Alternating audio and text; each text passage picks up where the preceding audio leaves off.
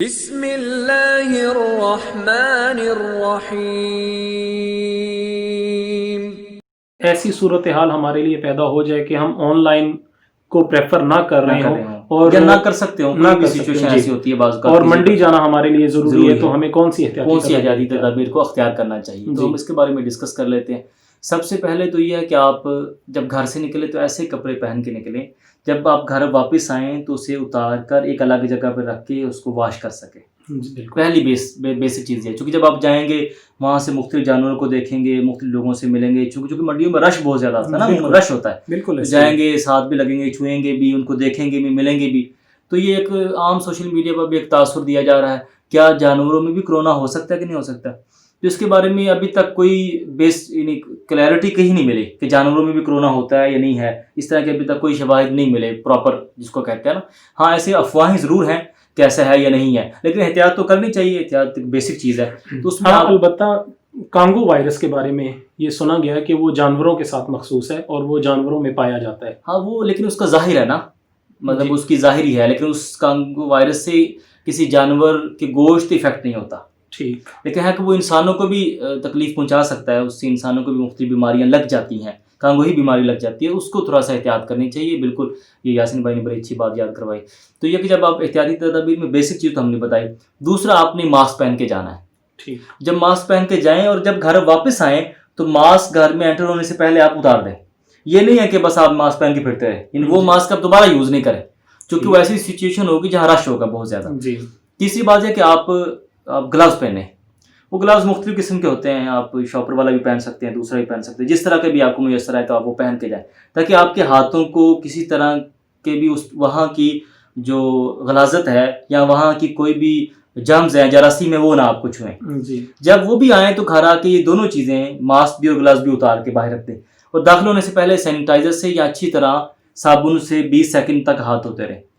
اور کوشش کریں کہ بچوں سے ملنے سے پہلے، گھر میں داخل ہوتے ہیں انسان، بچے بھی ہوتے ہیں، والدین بھی ہیں، سارے ہوتے ہیں نا عموماً، تو ان سے ملنے سے پہلے ایک دفعہ آپ نہا لیں، اپنے آپ کو صاف کر لیں اچھی طرح، ڈیٹول سے نہائیں، اچھی طرح نہانے کے بعد صاف ستھرا ہونے کے بعد پھر آپ کپڑے چینج کر کے دوسرے کپڑے پہن کے آپ پھر جو مرضی کریں، کوئی مسئلہ نہیں ہے۔ اسی طرح کوشش کریں جب آپ جائیں تو اس میں بیسک چیز یہ ہے یاسین بھائی، اکثر لوگ یہ ہوتا ہے کہ والدین کہتے ہیں، والد صاحب کہتے ہیں چلو مجھے بھی ساتھ لے جاؤ،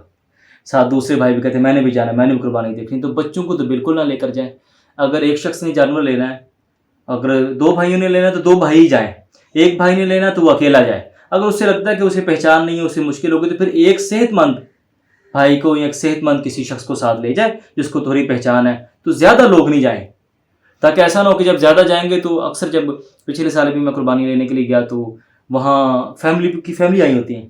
بچے بھی ہیں، بڑے بھی ہیں، بزرگ بھی ہیں، خواتین بھی ہیں، سارے آئے ہوتے ہیں۔ مقصد کیا ہے؟ ایک جانور خریدنا۔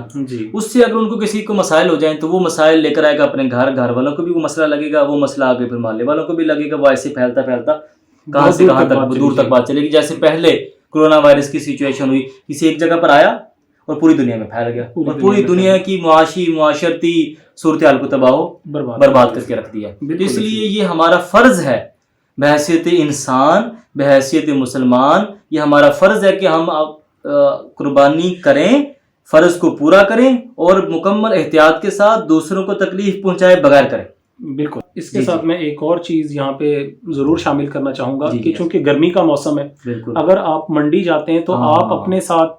پانی کا کوئی ایسا انتظام ضرور کر کے جائیں کہ وہاں سے آپ کو پانی خریدنا نہ پڑے۔ بالکل صحیح، آپ وہاں یہ نہ کہ ہر کوئی ایک ہی گلاس میں پانی پی رہا ہے، یہ ایک بوتل سے پانی پی رہا ہے، بلکہ جو دوست جائیں، جو بھائی جائیں، جو بھی ساتھ جائیں، وہ اپنی اپنی بوتل ایک پانی کے ساتھ لے کر پانی کے ساتھ لیں، اس سے آپ کو آسانی بھی ہو جائے گی، اور دوسرا یہ کہ آپ کسی قسم کی بیماری سے